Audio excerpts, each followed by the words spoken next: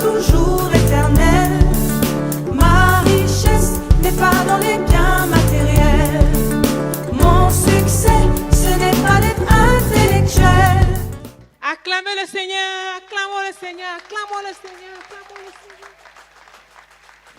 Acclamons le Seigneur.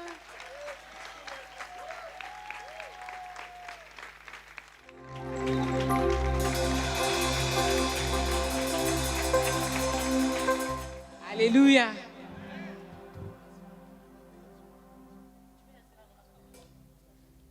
Nous sommes un peuple merveilleux. Un peuple qui n'a pas peur d'affronter les problèmes. Un peuple qui n'a pas peur de confronter les questions de la vie. Un peuple qui décide de regarder les choses en face et de plonger les regards dans la parole de Dieu et dans les expériences passées pour apporter une solution durable aux générations présentes et à venir. Acclamons le Seigneur.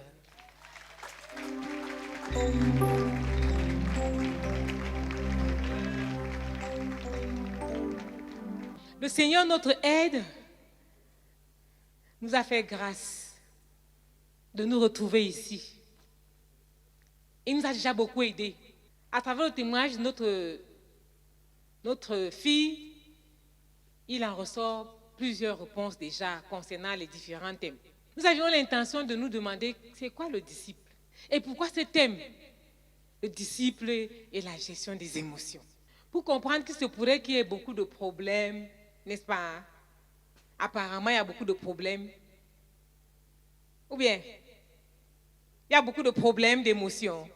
Le disciple, c'est quelqu'un qui croit et suit les enseignements d'un maître. Ça, c'est la définition du disciple en général. Et j'ai posé la question de savoir si il y a des gens ici qui ne sont pas disciples du Seigneur Jésus. C'est-à-dire, ils ne croient pas les enseignements du Seigneur Jésus, ils ne le suivent pas. Ou bien alors, ils croient les enseignements du Seigneur Jésus. Mais leur vie émotionnelle dit le contraire, puisque nous sommes ces circonscrits ici. Est-ce qu'il y a quelqu'un dans cette salle, dans cette assistance, qui n'est pas disciple du Seigneur Jésus? Ou du moins, qui pense qu'il est disciple du Seigneur Jésus dans cet assistant? Lève la main. Ok. Tout le monde est disciple du Seigneur Jésus. Qui n'est pas disciple du Seigneur Jésus? Lève la main aussi. Nous sommes venus pour éclairer les disciples du Seigneur Jésus sur comment gérer les émotions. Quelques personnes vont prier. Éternel notre Dieu, tu nous as réunis, Seigneur, en ce lieu pour faire de nous ce que tu as prévu que nous soyons dans tes desseins. Tu nous as réunis en ce lieu pour faire de nous ce que tu as prévu que nous soyons dans tes desseins. Pour nous permettre d'emprunter triomphalement le chemin que tu as tracé pour chacun d'entre nous. Et tu commences par nous poser des questions, à traiter la question du fait d'être disciple. Je prie qu'au nom de Jésus-Christ, que le mensonge soit exposé. Je prie au nom de Jésus-Christ, que le mensonge soit exposé. Je prie au nom de Jésus-Christ, que le mensonge soit exposé. Je prie au nom de Jésus-Christ, que toute résistance soit brisée. Oh notre Dieu, que les cœurs soient accessibles à ta parole et à ton appel. Au nom de Jésus-Christ. Amen. Gloire à Dieu. Est-ce que tu es célibataire? C'est-à-dire que tu n'es pas marié. Tu n'es pas marié. Tu es un homme qui n'est pas marié à une femme. Tu es une femme qui n'est pas mariée à un homme. Si tu n'es pas marié,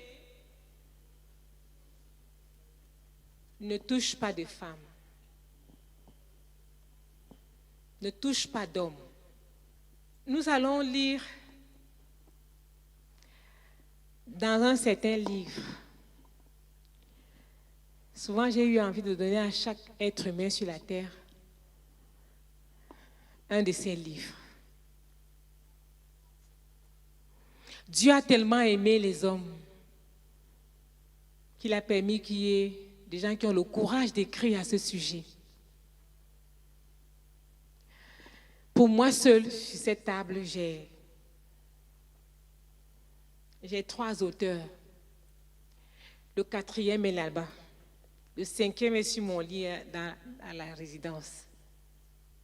L'un des auteurs, c'est l'imminent professeur Zacharias Stanley Fomum, notre père fondateur.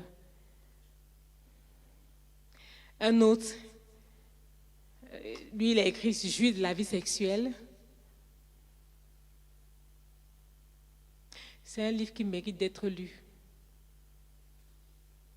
Son titre fait penser à beaucoup de choses, mais c'est plus profond que ce qu'on pense.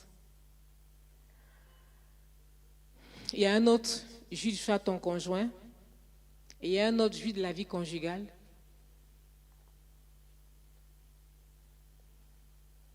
Il y a 2 autres, Mariage réussi, chef-d'œuvre du mari, mariage réussi, la responsabilité de la femme. Il y a cet autre auteur, Randy Alcombe, Le choix de la pureté. C'est un ouvrage que tout croyant doit avoir, et surtout les pasteurs. Il y a un autre, c'est celui-là même qu'on devait... Je risque de dire asseyons-nous et puis lisons le livre jusqu'à la fin. Parce que ça a tout englobé. Obstacle à la louange. Son titre ne veut rien dire. Apparemment. Mais en bas, le second titre, c'est « Ces pensées qui nous troublent ».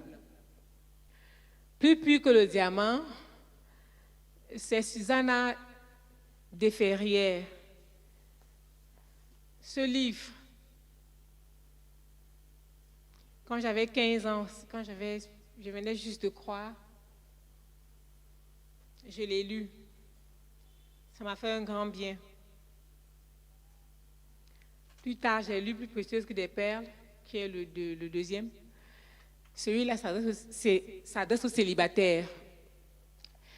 Je l'ai cherché pendant les 25 dernières années de ma vie.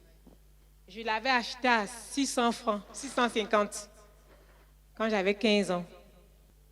Donc, si tu n'es pas prêt à apprendre, et que dans toute ta personne, tu connais, tu comprends, tu sais, tu es mal parti. Mais je crois que si tu es ici, c'est parce que le Seigneur a mis dans ton cœur de venir apprendre, de venir entendre et de venir recevoir la délivrance, parce qu'il est ici. Le Seigneur est ici. Et il est tellement ici qu'il fera de toi ce soir un Zacharias Stanley Fomum. Il fera de toi une Susanna Desferrières. Il va faire de toi un Randy Alcombe. Il va faire en sorte que Merlin Cahoter et toi, vous soyez en phase pour que les générations à venir s'en sortent. Nous ne sommes pas maudits, frères bien-aimés. Le Créateur, Dieu notre Père, n'a pas créé le sexe, les émotions, les sentiments pour nous cribler. De même que le soleil et la lune servent à quelque chose, ont un but dans la création. Tes yeux, tes oreilles, tes sentiments, tes émotions, ta volonté,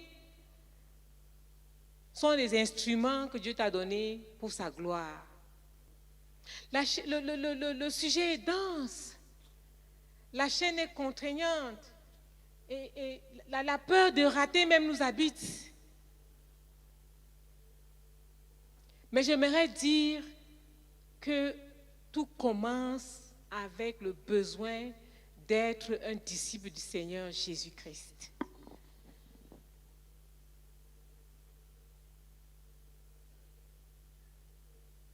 C'est-à-dire être une personne qui s'est détournée de son passé, comme on vient de chanter, et qui est engagée à croire et à suivre les enseignements du Seigneur Jésus-Christ. Parce que Dieu, en créant l'homme et en lui donnant toutes ses facultés,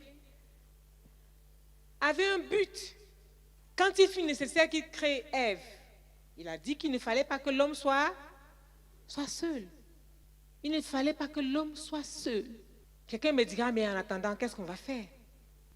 Le sous-thème que je suis supposée développer ce soir, la gestion des émotions en tant que célibataire. Il y a des pensées difficiles qui traversent la tête de l'homme.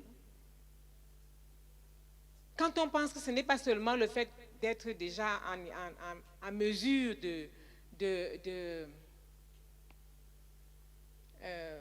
disons, qu'on est un adolescent ou bien quelqu'un qui est avancé en âge. La pensée. Avez-vous déjà entendu parler d'un enfant qui a été abusé? Des enfants abusés par les servantes? Des enfants abusés par les parents, le neveu, le cousin, la cousine? Je ne peux pas vous dire le nombre de petites filles qui ont été entraînées à l'immoralité, qui avaient résolu, comme notre merveilleuse avait résolu de ne jamais connaître d'homme, de se marier vierge. Des vacances quelque part, une semaine de vacances quelque part, une occasion de se laver ensemble quelque part. C'est importe une conscience obscurcie. Parce que pendant les vacances quelque part, quelqu'un leur a enseigné comment on joue avec son sexe.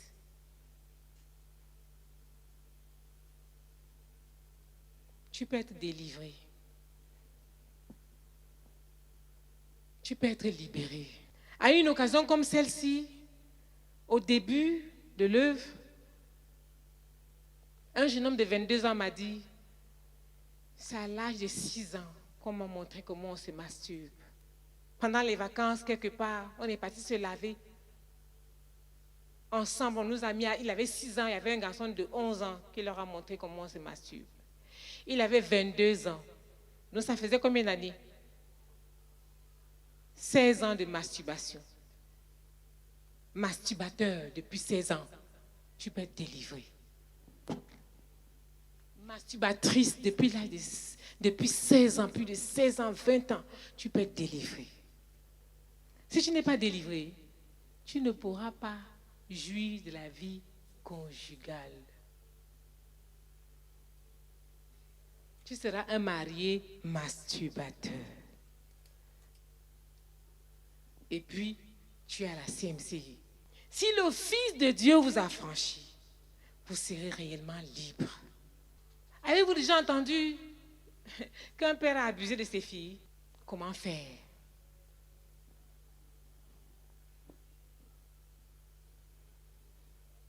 Tu peux mettre fin à ça. Tu peux décider que la lumière entre et qu'un jour nouveau commence. Il y a un oncle qui allait avec ses nièces. Et la nièce avait cru. Elle devait se marier. C'est à l'occasion du ministère, du conseil, de la préparation pour le mariage qu'elle s'est ouverte. Pendant qu'on lui enseignait, qu'elle a avoué que son oncle allait avec elle. pour les préparer au mariage. Comment gérer les émotions? Disciple et la gestion des émotions. Si une telle fille est sérieuse et qu'elle avait vraiment saisi le Seigneur, ce n'est pas pendant les préparations du mariage. C'est quelque chose qui devait être réglé dès les premiers instants. Si tu couvres, tu seras en train de couver des œufs de vipères. Quand la vipère est dans l'œuf, est-ce qu'on a l'impression qu'elle est dangereuse? Quand tu as des œufs de vipère, est-ce que tu as l'impression que c'est dangereux? Quand la vipère est encore petite là, est-ce qu'elle est dangereuse? Mais si tu continues, tu peux te retrouver entrelacé par cette vipère et brisé et rompu et puis avalé. Je vais lire une histoire ici. C'est de l'auteur Merlin Carothers que je vous conseille de chercher et de trouver et de lire pour vous-même comme pour les autres. Le monde de vos pensées est comme un ordinateur. Toute pensée qui le traverse et toute image que vous créez s'inscrit définitivement dans les cellules de votre cerveau. Remémorez certaines pensées ou images que vous vous êtes fabriquées. Imaginez maintenant qu'elles soient projetées sur un écran de cinéma. Seriez-vous consentant et heureux que ce film soit montré dans toutes les églises de votre pays? Non. Et pourquoi? Dieu nous appelle à être saints dans l'univers de nos pensées. Cela doit être notre but. Même si nous nous sentons trop humains pour y parvenir, la tâche peut paraître impossible. Mais tout ce qui est en deçà est incapable de satisfaire aux exigences divines. Peu de chrétiens semblent savoir ce que Dieu nous dit dans sa parole concernant la pureté de nos pensées. Qu'est-ce que l'imagination? C'est la faculté de former des images d'objets qu'on n'a pas perçus ou de faire des combinaisons nouvelles d'images. Puis-je vous révéler une chose dont vous n'êtes probablement pas conscient? L'imagination n'est pas mauvaise en soi. Elle est même si bonne que Dieu la considère comme un de vos atouts les plus positifs. L'imagination, c'est une faculté que Dieu nous a donnée. Elle est si efficace que si vous en faites un mauvais usage, elle peut vous amener à des situations dramatiques. Pensez par contre au bon usage de l'imagination. Représentez-vous un lac magnifique dans les eaux duquel le soleil se reflète. Imaginez un jardin où poussent des fleurs. Peut-être n'avez-vous jamais peint un paysage, ni cultivé un jardin, ni conçu une maison. Et pourtant, vous pouvez en créer l'image dans votre esprit. N'avez-vous jamais réfléchi à cela? Pourquoi en avez-vous la capacité? Comprenez-vous que cette aptitude est un don particulier de Dieu pour vous? Vous qui êtes créés à son image, il vous considère unique au milieu de toute sa création. Peut-être n'avez-vous jamais pensé que vous étiez d'une grande valeur, mais réfléchissez à ce qu'est l'imagination. Émerveillez-vous un instant de tout ce que vous pouvez créer. Cette faculté est vraiment illimitée. C'est fabuleux. Peut-être est-ce la première fois que vous en prenez conscience. Dieu seul connaît la juste valeur de ce potentiel. Il sait pourquoi il nous l'a donné et à quoi il voudrait l'utiliser. Notre capacité créatrice est la marque de son image en nous. La capacité créatrice que nous avons est l'image de Dieu en nous. Donc, Jésus montra comment Dieu voulait que nous maîtrisions l'imagination. Il vit le lac et le poisson ayant une pièce en or dans la bouche. Quand Pierre captura le poisson, oh merveille, l'or y était. Jésus l'avait crié. Jésus vit des cruches dont l'eau se transformait en vin et l'eau devint du vin. Il vit le pain qui suffisait pour tous et le pain fut multiplié. Il déclara qu'il ne faisait rien qu'il n'ait vu faire au Père.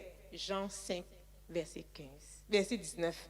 Par le passé, des hommes et des femmes qui ont témoigné des réponses miraculeuses à la prière ont dit « Je l'ai vu avant que cela n'arrive ». Que voulait-il dire par là, par vue? Car Catherine Kuhlman disait « Je vois une personne qui souffre d'un cancer de l'estomac. Dieu est en train de la guérir. Comment le voyait-elle? » Nous voyons des choses en permanence. Dites le mot blanc que vous voyez. Que voyez-vous? Pensée noire, rouge ou au coucher du soleil, à la pensée s'associe une image. Ce n'est que lorsque notre capacité de voir entre en communion avec la puissance créatrice de Dieu que nous voyons des miracles. Ils se produisent parce que c'est ainsi que Dieu nous a créés à l'origine. Notre faculté d'imagination a été gravement dévoyée au moment où l'homme s'est détourné du Créateur. Quand Dieu créait l'homme, il lui a donné des facultés. Cette faculté, l'imagination créatrice,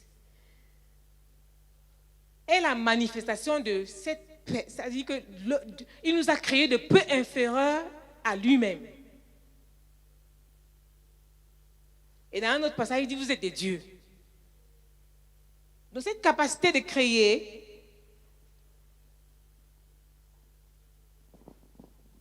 nous a été donnée par Dieu.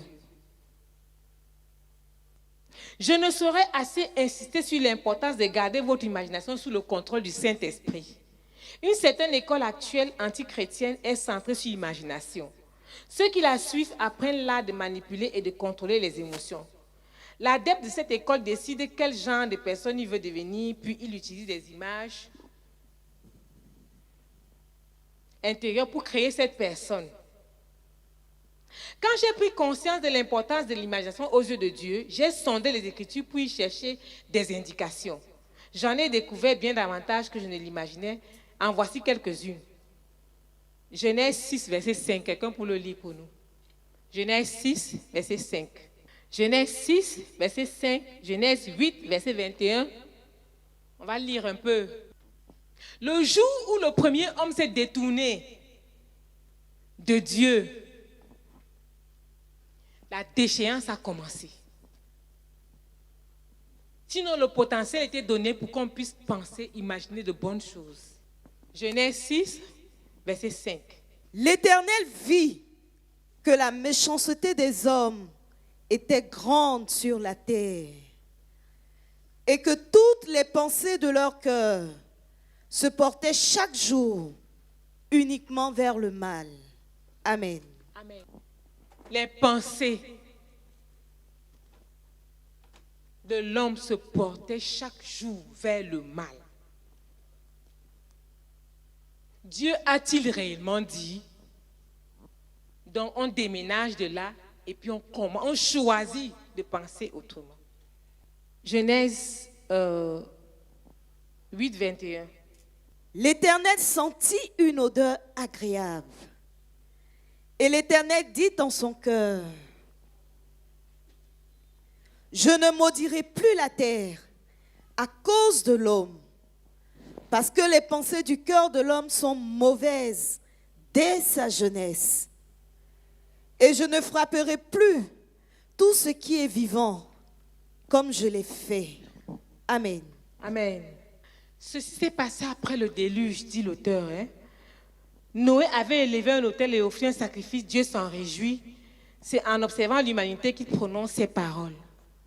Sinon, les pensées de l'homme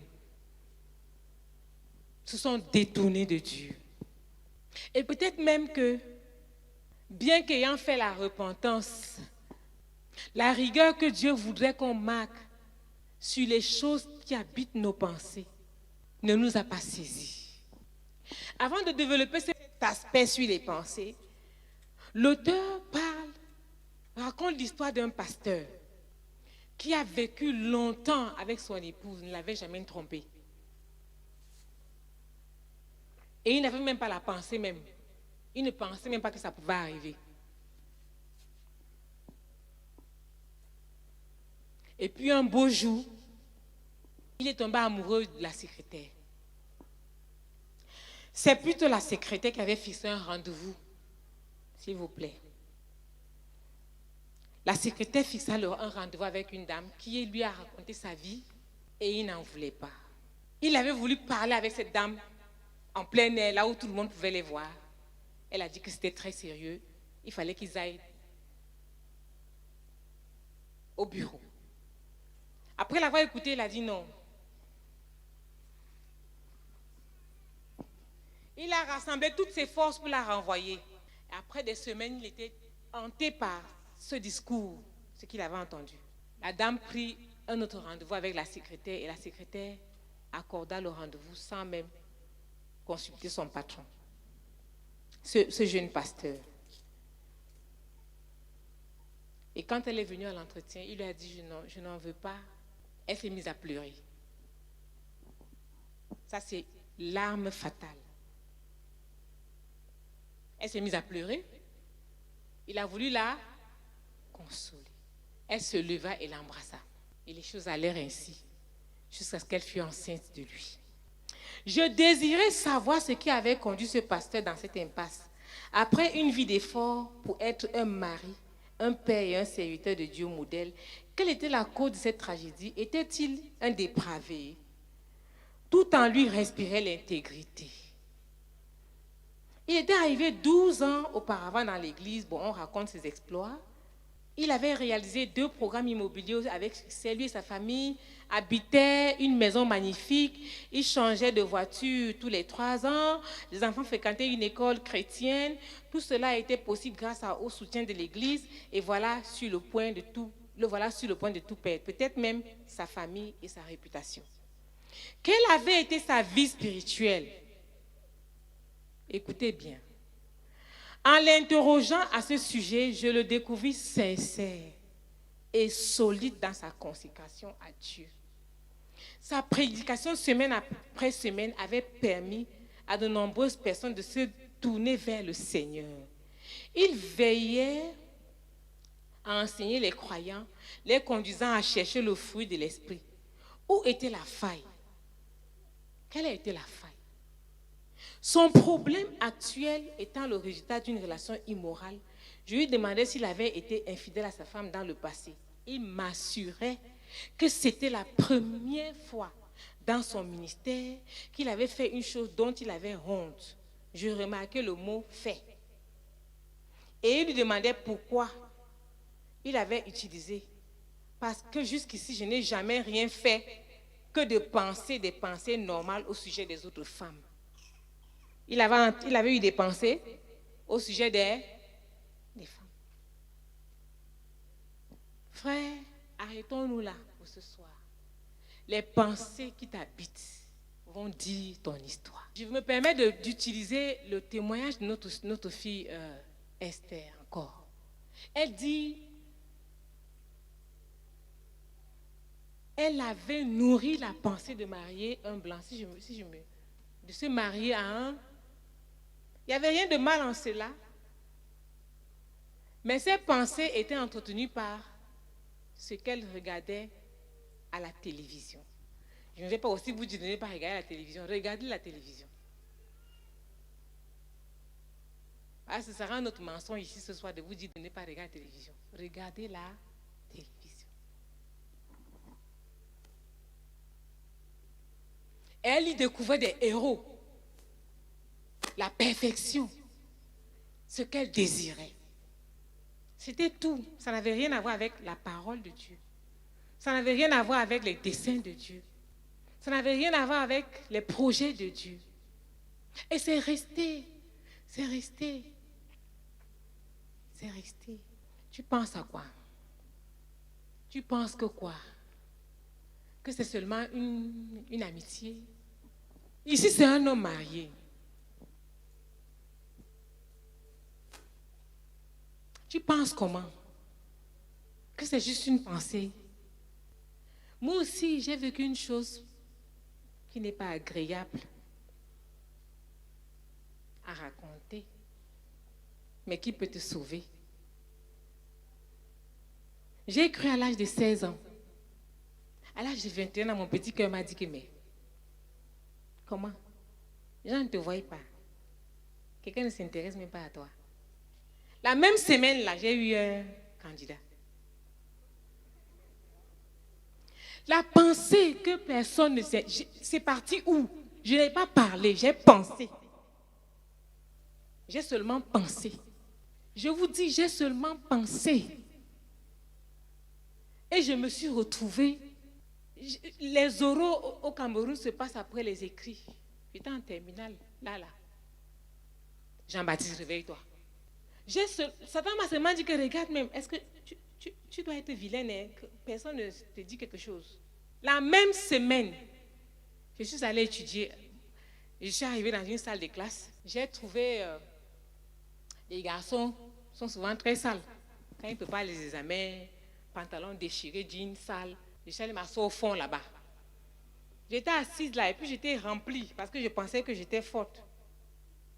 J'étais assise là-bas et puis un jeune homme est entré. Lui, il était propre. J'ai pris quelques yeux pour voir qu'il était propre. Il était propre. Et il est entré et puis il a essuyé sa place. Bien.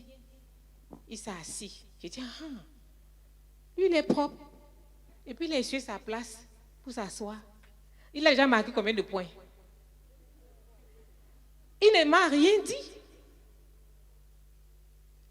Mes enfants, il ne m'a rien dit. Mais il avait déjà 2 points.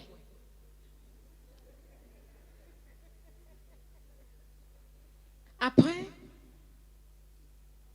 il s'est levé, il est sorti.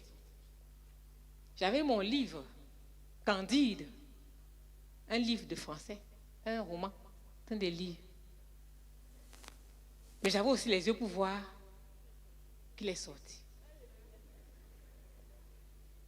Je suis un enfant de Dieu. Ça fait 5 ans. J'ai cru à 16 ans, j'avais déjà 21 ans.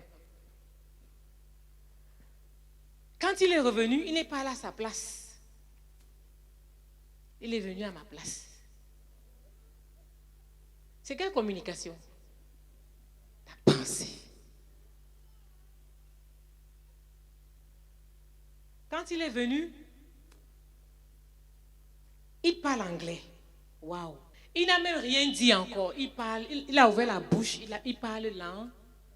J'aime le frère Zach. Le frère Zach, c'est mon papa spirituel. Il est anglophone. Donc, tout ce qui est anglais, là, ça me dit. Il a déjà combien de points? Il a donc parlé. Kia, ça fait 2 ans que je te vois passer au quartier. C'est vrai ou c'est pas vrai ou?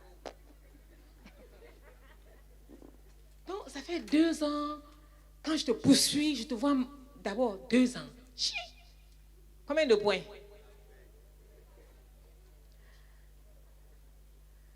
Quand tu marches comme si j'avais effectivement, je ne portais pas. Ça là même, c'est les gros talons. C'est haut.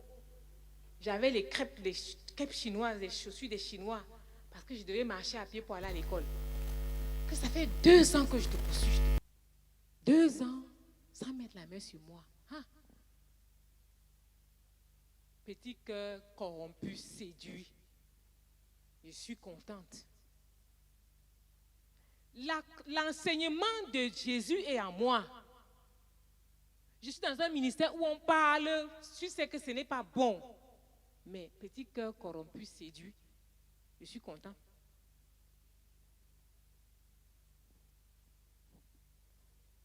Quand il a commencé à parler, j'ai dit, oh pardon, je suis croyant. Je suis un enfant de Dieu. Il dit, moi aussi, je suis un enfant de Dieu. J'ai dit, enfant de Dieu. Il dit que oui, je suis apostolique. Il dit que apostolique. Tout ce que je pouvais dire là, il avait déjà combien de points? Il avait déjà beaucoup de points. Dans le cœur, ton cœur, ton cœur, ton cœur, les pensées de ton cœur. Les pensées de ton cœur, Mario, célibataire, vraiment, je ne sais pas quelle est la limite, mais je veux te dire, tu es mon fils, mon frère, ma soeur, tu es célibataire, tu es marié, les pensées de ton cœur. C'était suffisant pour fuir, n'est-ce pas? La relation là a duré 9 mois. Quand tu admets, quand je te dis que le temps est passé, tu dis oui, c'est vrai. À 21 ans, le temps est passé. J'ai eu le bac. Il a commencé à m'oppresser partout parce que lui reprenait la première année de droit et je suis allée en droit. Je suis dans le bus, il m'oppresse, je sors, il m'oppresse. Il sent qu'il a gagné des points. Et au quartier, on dit que la fille, là, elle ne marche pas avec les gens. Mais le garçon, quelque chose va se passer. Quelque chose va se passer. Un beau jour, j'ai expliqué. D'ailleurs, quand ça a commencé, j'ai expliqué. On m'a dit de ne plus aller étudier là, dans l'établissement. Là, je n'allais plus. Mais entre ne plus y aller, qui est aussi un bon conseil, je ne partais plus. Mais j'avais mon cœur avec moi. Fais attention aux pensées de ton. Je ne partais plus étudier là-bas, mais j'avais mon cœur qui était déjà infecté avec moi. Et un jour, je rends grâce au Seigneur. Je parlais avec mon faiseur de disciples, il m'a dit, ça, c'est Satan. C'est comme ça. Elle m'a rendu son témoignage. Elle m'a donné les détails de comment elle est tentée. C'était une femme de 30 ans passée qui n'était pas mariée. J'ai béni le Seigneur pour cette dame.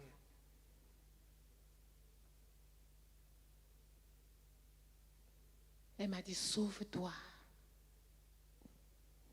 Je devais donc aller renoncer à tout. Parce que je pensais que je pouvais entretenir la relation. Je croyais que j'étais forte, je pouvais entretenir la relation. C'est mon camarade de classe, lui, il est anglophone. Donc, comme en droit là-bas, il y a je crois, 4 matières en français, puis 3 matières en anglais. Et on allait.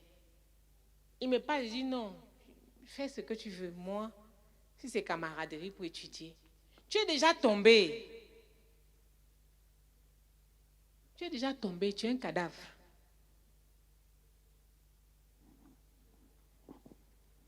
Dieu m'aime.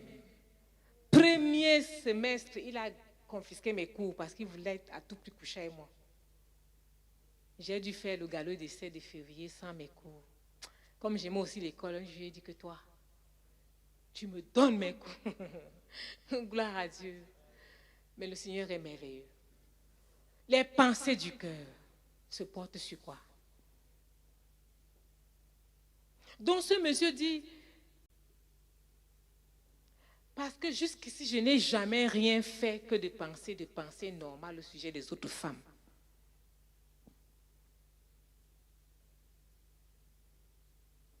Tout ce qu'il avait fait était de penser à d'autres femmes. Après 30 années de pensée, celle-ci avait donné naissance à un acte. On ne tombe pas comme ça. Frère, fille, fils, on ne tombe pas comme ça. 30 années, mariés, après 30 années, les pensées ont donné naissance à un acte. C'est encore lui qui m'a fait comprendre quelque chose.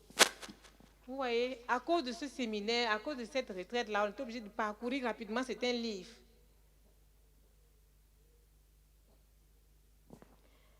Il y a une pensée que j'ai l'habitude de dire aux jeunes gens. J'ai dit, on ne peut pas empêcher un oiseau de voler sur ta tête. Parlant de mauvaises pensées, on ne peut pas empêcher un oiseau de voler sur la tête, mais on peut l'empêcher de bâtir son nid.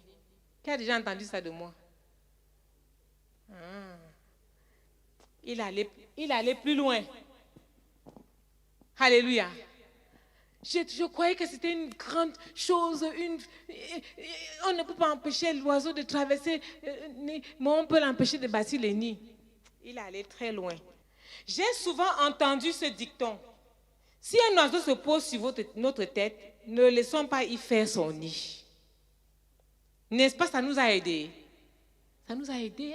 On ne peut pas laisser partir un nid. Je fabrique même le nid. Je dis, quand l'oiseau n'a qu'un seul bec, s'il prend une paille, il dépose, il prend l'autre, il dépose. C'est que tu as permis. Vous voyez ce qu'il dit? Il dit, l'idée est la suivante. Si une pensée traverse notre esprit, nous ne devons pas l'accueillir et nous y complaire, c'est vrai. Il est mauvais d'accueillir une pensée douteuse et de la ressasser. Plus nous le faisons, plus le mal augmente avec lui la culpabilité.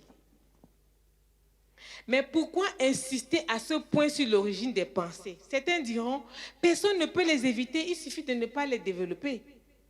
Puisqu'il existe peu d'écrits sur le fait de cultiver des pensées impures quand elles viennent à nous, il aurait été plus sage pour moi de traiter cet aspect. Ce faisant, je n'aurais pas été fidèle à ce que le Saint-Esprit me dit, ni honnête par rapport au message biblique. Voici quelques références de l'Écriture établissant la responsabilité des chrétiens par rapport à ce qui traverse leur esprit, quelle que soit la durée de ces flashs. Psaume 139, 23 à 24. Donc l'auteur dit quoi? Il dit, c'est bien beau de dire qu'il ne faut pas permettre que le nid soit bâti. Mais il ne faut même pas permettre que ces flashs la vie arrivent. Prévenir vaut mieux que guérir. Psaume 139, versets 23 à 24. Sonde-moi, ô Dieu, et connais mon cœur. Éprouve-moi et connais mes pensées. Regarde si je suis sur une mauvaise voie et conduis-moi sur la voie de l'éternité. Amen. Amen. C'est David qui parle ici. Et l'auteur dit, David, dans le passé, il avait déjà atteint une autre étape. Parce que dans le passé, ses pensées l'avaient conduit à l'adultère. Donc maintenant, il ne permet même pas qu'il y ait d'abord pensé. Il est là tranquille et puis je dis à Dieu, sonde-moi. Alléluia. Je ne veux même pas avoir affaire à ça pour dire que je vais empêcher l'oiseau de bâtir son nid. Abandonnons l'idée selon laquelle les chrétiens ne peuvent pas contrôler leurs pensées. Si nous maintenons cette position, nous ne serons jamais vainqueurs en Christ. Que se passe-t-il en réalité quand nous acceptons ces flashs? Ce sont des flashs, n'est-ce pas? Tu as eu combien de flashs hier en venant ici? Même ici. Tu tournes les regards et puis tu vois un visage qui te flash. Tu es un homme, tu auras des flashs. Mais ces flashs-là, vous le savez, ils s'installent pour 2 secondes puis 3. Au fil des ans, le processus se renforce. Il est temps d'apprendre comment éliminer le mal avant qu'il s'installe pour ensuite bénéficier d'un esprit purifié par la puissance de sa parole. Il est possible, le livre est en train de nous dire, l'auteur est en train de nous dire qu'il est possible de vivre avec des pensées pures. Bien aimé, nous parlons là de l'immoralité, mais pense aux pensées négatives que tu as.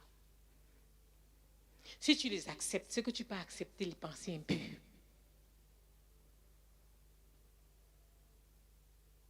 Si tu acceptes les pensées négatives sur quelqu'un, sur toi-même, c'est que tu peux accepter les pensées d'adultère et les entretenir. Si tu peux entretenir des pensées d'envie, de vol, de mensonge, qu'est-ce qui va t'empêcher de commettre la fornication? J'ai seulement pensé à un garçon. Ce n'est pas trop grave. Et vous voyez notre chère sœur, notre chère fille, elle a cru à 14 ans, elle était pucelle. 14 ans. Sur la route de la victoire. Que faut-il dire? J'ai rencontré notre petite fille, par la grâce de Dieu. Nous avons triomphé ensemble. 9 ans, elle a commencé à lutter dans l'église, elle a commencé à lutter avec les pensées, elle a commencé à lutter avec les pensées. Quand on traitait son problème, elle avait plus de 20 ans. Elle luttait, elle n'a pas parlé à quelqu'un. Mais dites-moi un peu, est-ce qu'on peut te parler? Est-ce qu'on peut te parler? Elle a lutté. Ses parents sont des croyants.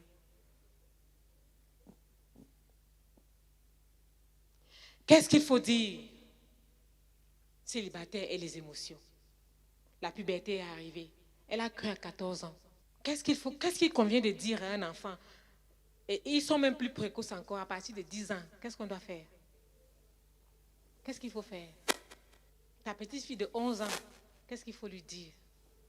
Ton petit garçon de 11 ans, 12 ans, qu'est-ce qu'il faut lui dire? Qu'est-ce qu'il faut lui dire? Qu'est-ce que la parole de Dieu demande qu'on fasse?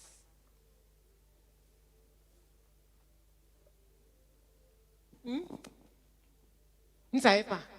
Vous me regardez. Ton petit garçon pubère de 12 ans s'enferme. Il reste là-bas. Qu'est-ce qu'on lui a déjà enseigné que tu ne sais pas? La gestion des émotions. Notre sœur nous a parlé du besoin de la transparence. Les ministres aux enfants font leur part. La jeunesse aussi fait sa part. Les pensées et les résolutions entretenues par les films et notre génération, le téléphone. Tu peux apprendre tout ce que tu veux. La guerre est ultime.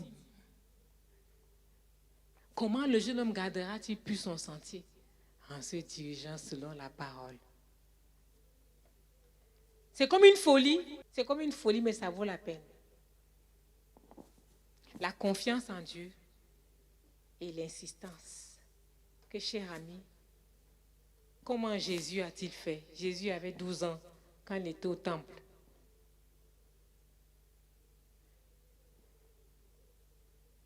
Jésus avait 12 ans. Est-ce qu'il était vraiment en chair et en os? Oui. Alors, qu'est-ce qui lui est arrivé? Est-ce que Jésus se masturbait? Il a été tenté par la masturbation comme toi, jeune homme, mais il n'a pas péché. Il a été tenté par la masturbation comme toi, jeune fille, mais il n'a pas péché. Dans les pensées,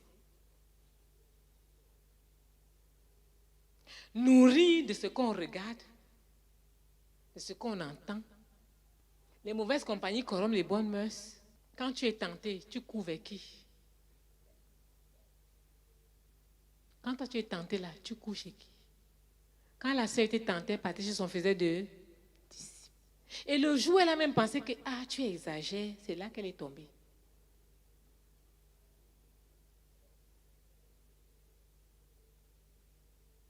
Un jour, un disciple de Carole était tenté.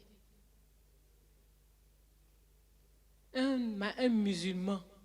Et il y a il y a beaucoup de frères. Si tu regardes que tu n'as pas ta part là, il faut prier le Seigneur. Peut-être qu'il est au Burkina. Oui, peut-être qu'il est au Burkina. Peut-être que Dieu va créer une situation et puis vous allez vous voir. Il faut rester tranquille. La petite là aimait un musulman. Et elle partait.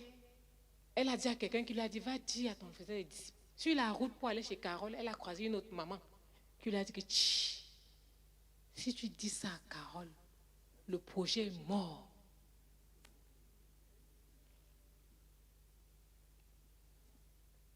Comme elle aussi, son cœur voulait ça. Parce que ça ne suffit pas. Quelqu'un te dit ça, tu pars chez ton frère des disciples. Regarde, dis à ton frère des disciples.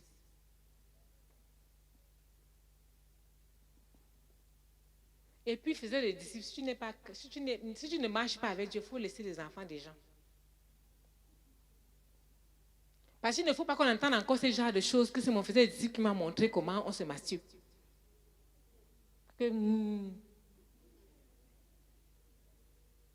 Faisait des disciples masturbateurs. On a dit disciple et la gestion des émotions. Un faisait des disciples qui se masturbe n'est pas un disciple. Il faut quitter derrière lui.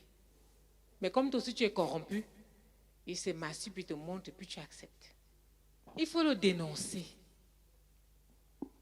Et on pourrait lire davantage. Ça c'est un entre eux. Il y a un autre qui dit, il priait que ça n'arrive pas. Il priait que ça n'arrive pas. Il souhaitait que ça n'arrive pas. Mais chaque jour, il allait manger au restaurant avec cette dernière, sa secrétaire. Et il priait Dieu que, oh Dieu, protège-moi. Oh Dieu, protège-moi. Oh Dieu, protège-moi. Mais tu vas au rendez-vous. Oh Dieu, protège-moi. Tu vas au rendez-vous. Il pensait vraiment que Dieu allait le protéger. Dieu ne va pas te protéger. Célibataire, bon, ça encore c'est un mari, on dira. Mais toi-même qui es célibataire, tu n'as même pas le droit. Même avec un frère. Et un frère qui a commencé. Il va là, il tourne, il achète une montre, il vient, il me donne. Je pars, il dit à mon frère, que c'est à cause de vos enseignements là. J'ai pris la montre du frère là, mais le frère là. 2 jours après, la montre est gâtée, j'ai déposé quelque part, j'ai lâché ma montre, j'ai porté. Un autre jour, j'ai eu un songe, hein. Il y a une soeur là que j'aime. Mon cœur me dit, demande lui c'est qui. J'étais sa dirigeante. Une fois, on m'a dit, ne lui demande pas. Si tu demandes, il va te dire que c'est toi. Je n'ai pas demandé. Les jours qui suivaient, on dit que c'est effectivement, on faisait dire que c'était toi. J'ai érigé un mur. C'est un frère, mais j'ai érigé un mur.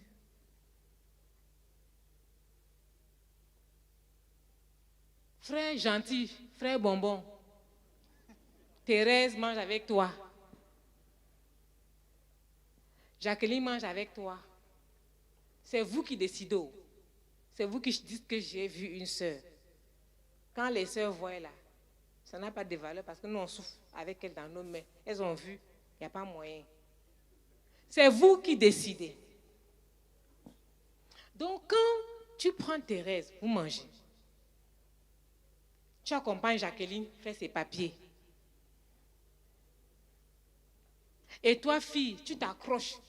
Aujourd'hui, on te voit sur tel frère, tu as ta main sur son épaule, c'est mon frère. Après, tu mets encore ici, c'est mon frère. Après, tu mets sur l'autre, c'est mon papa.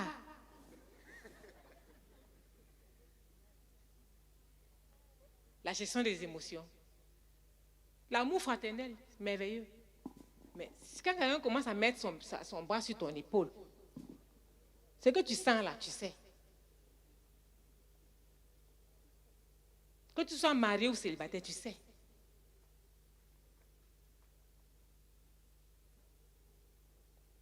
Donc, comment gérer ça? Qu'est-ce que la parole de Dieu dit? C'est comme dans quel film? Vous voulez faire quel film? Vous voulez reproduire quel film?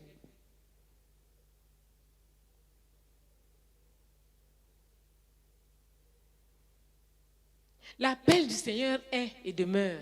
Garde ton cœur plus que toute autre chose. De lui viennent les sources de la vie. Et l'une des principales manières de garder, c'est la parole de Dieu. Cachée, enfouie en soi. Gloire à Dieu. Père, nous te bénissons. Nous sommes infiniment reconnaissants, Seigneur. Tu nous enseignes à veiller sur nos pensées. Tu nous enseignes que c'est par les pensées que le péché commence. Tu nous enseignes à ne pas entretenir les pensées impures, car cela va déboucher certainement sur le péché en acte. Nous te bénissons, Seigneur. Seigneur, tu nous enseignes, Seigneur, à connaître ta parole, à te remplir de ta parole, afin de vaincre les mauvaises pensées, les pensées impures, Seigneur. Nous te bénissons, Seigneur éternel. Père, je prie que tu nous accordes la grâce, que tu accordes la grâce à tous les jeunes qui sont célibataires, à être vigilants, à veiller sur eux-mêmes, jour après jour. Oh Seigneur, tu as dit un peu de levain, faire lever toute la pâte. Donne-leur de ne même pas commencer. Oh Seigneur, anéantis les mauvais débuts. Ne permets pas qu'ils commencent, Seigneur. Oh Seigneur, viens à notre secours pour tous ceux qui ont déjà commencé, qui sont dans la salle, Seigneur. Parle à leur cœur. Donne-leur de mettre fin de manière brutale à toute relation qui ne t'honore pas, Seigneur. Éternel, secours-nous, secours notre jeunesse, Seigneur. Car tu veux une jeunesse pure qui glorifie ton nom, Seigneur. Donne-nous une telle jeunesse. Donne-nous une telle jeunesse, Seigneur. Au nom de Jésus-Christ. Amen.